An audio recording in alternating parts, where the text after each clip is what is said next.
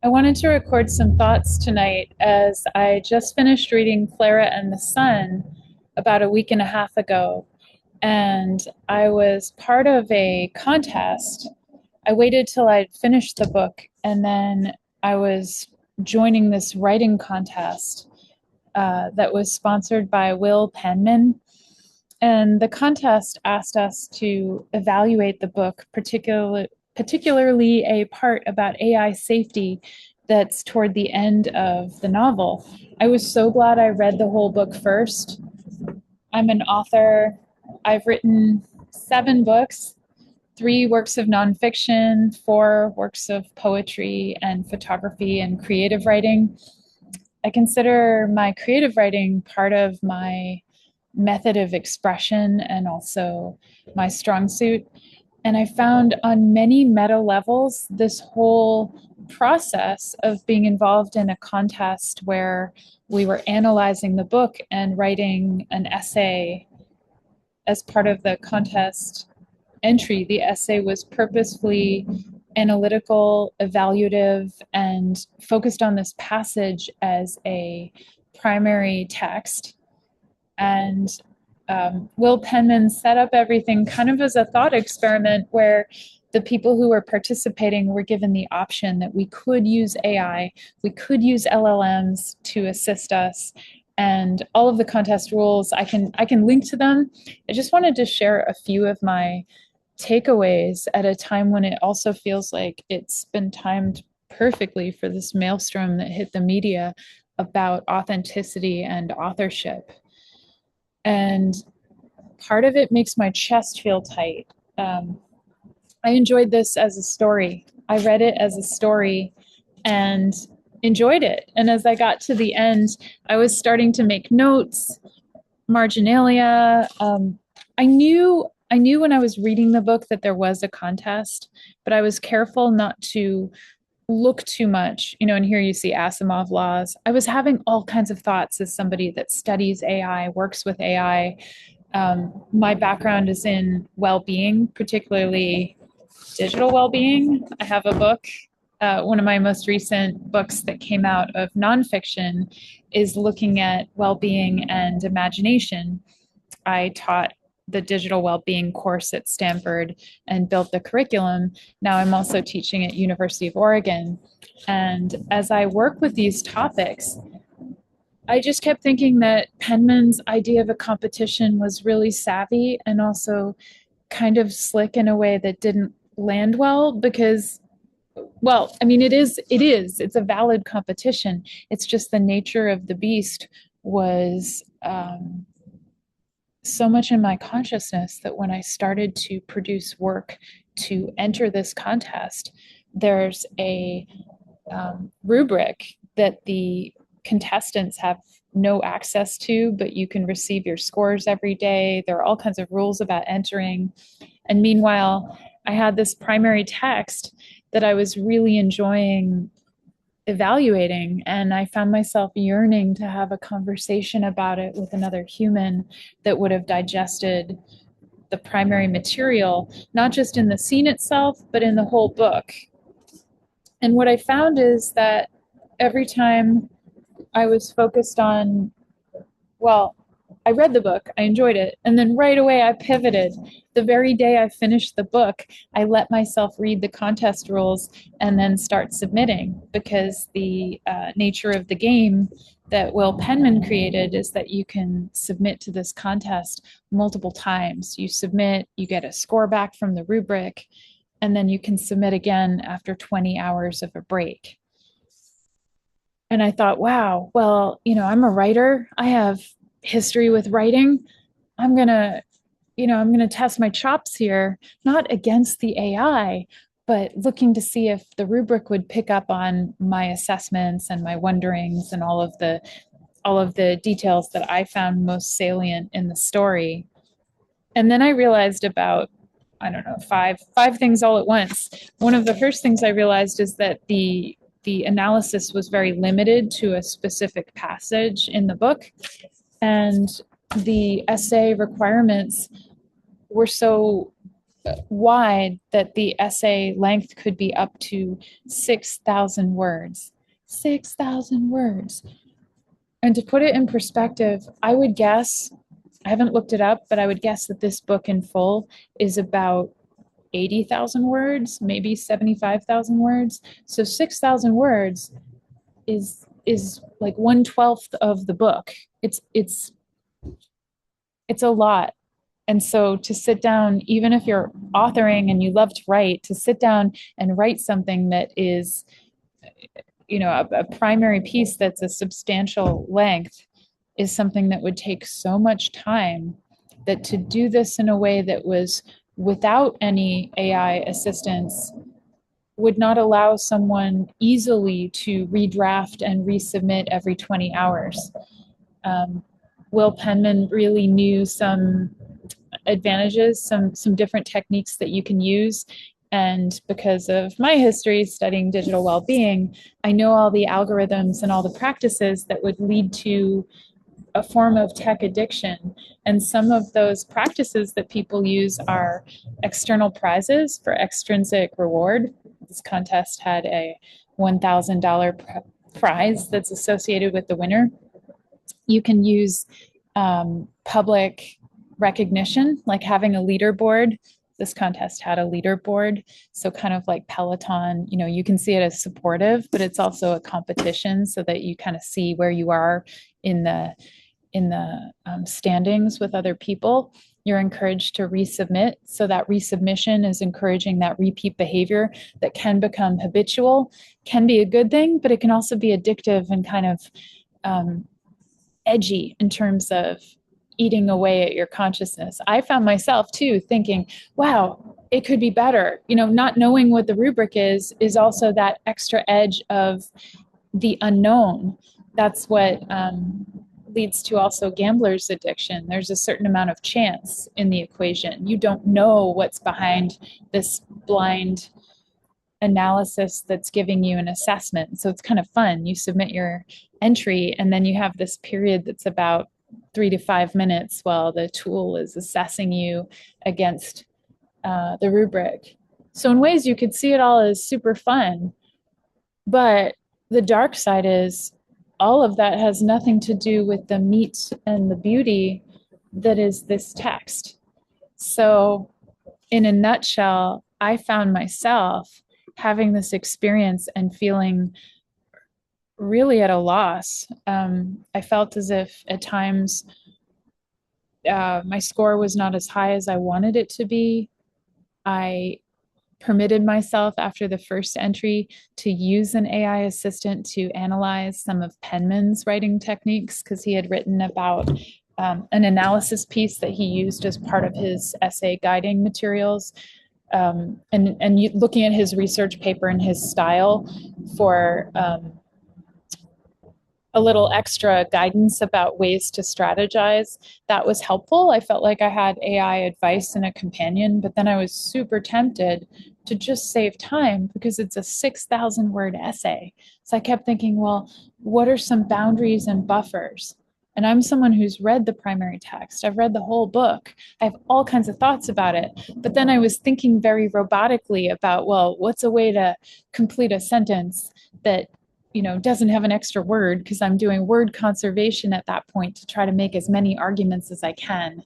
Nature of the beast, I am not convinced that the winners of this contest are people who could have a working conversation without any computer next to them and really feel as if their cognitive muscle was stretched by looking at this text. And I think somewhere in Penman's details about the essay contest, he was saying, well, why not let AI play the game and compete with humans? And I would question and answer back, when it comes to thriving and what brings joy and also deeper understanding. Novels, this is a novel, this is a work of art, and it's also seen as an allegory, so it can be teaching a lesson. It can be illuminating AI safety, which was the lens that we were looking at the text through for the essay competition. So yes, it can generate data, and AI can be used to help us in forming argument styles. But if the humans get lost in the mix, and I would guarantee that people who are at the top of this were playing the game really well. And I'm not quite sure if they were grasping the deeper text. And maybe that's me wanting to hang on to the specialness of what makes us human. But now there's an added layer of a debate out in society about what is authentic when it comes to authorship, IP, people who are owning their publishable research. And so quality of a good essay, I'm not quite sure if the quality metric, the last stage, to complete my thought, I'm not sure if the quality metric was really measured by this rubric. And I feel as if my essays, some of them were super strong and innovative. They probably didn't check those boxes.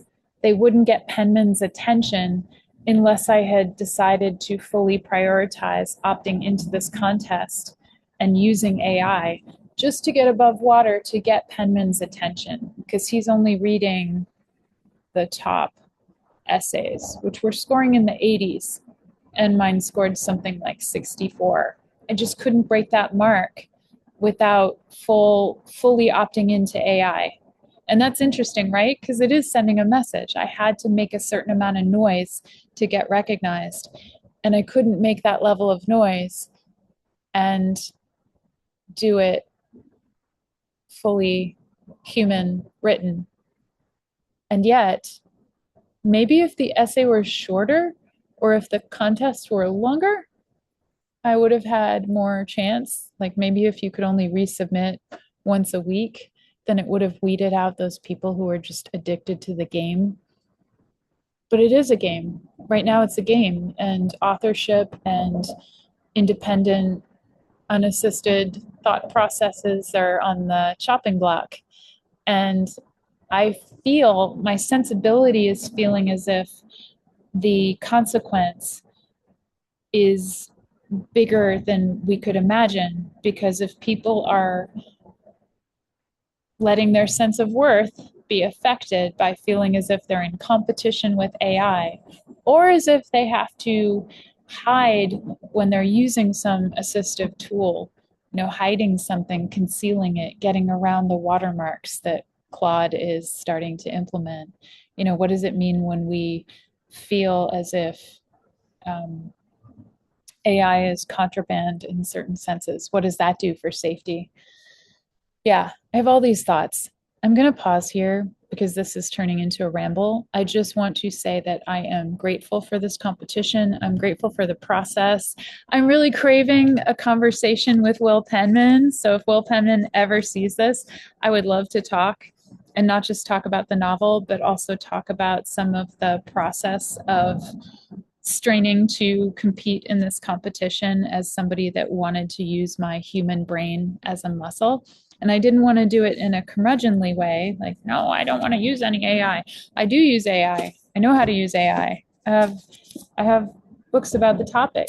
And I still see some kind of loss, some inevitable loss that was the dynamic of appreciation of text and story and meaning. I had a better sense of AI safety and meaning and what's at stake from grappling with my human brain and not using I'm convinced, without using AI as the generator of the ideas. And then second stage, of course, I could be in dynamic with AI, but if I didn't know how to make sense out of what it was saying, and if I didn't know how to look at it through the lens of being able to analyze this primary text, I'm not quite sure it would have any meaning for me. So what would the purpose be of a human in the future who needs to read text and come up with some embodied moral consequence? Right now, if AI safety is based on some level of regulations and societal expectations, we need to have people surrounding at the table of conversation who are not just playing a game of what can they get away with or how can they construct not just syntax, but semantic understanding based on language construction. I think when you have a tool that can masquerade, a stochastic parrot, when you have a tool that's that great at presenting what would be seen as valuable by a rubric, you walk a line with the intention underneath and the true meaning just being lost. Could someone condense their argument in voice who's one of those top 5 people? Could they argue it out? Could they talk about choices and consequences and embodiment and safety and trust? Could they talk about what the story is saying on many levels and question? And are they feeling a sense of joy in the process? Or is it some kind of empty, almost like pressing buttons in a slot machine at the end of it all? Who felt good? I felt good during this contest period, during the times when I was not interacting with AI. And I wasn't trying to find that answer. That was an answer that came out in the process. I do feel like there needed to, well, for me, having boundaries was really helpful, and having intentions and a code that I was operating with.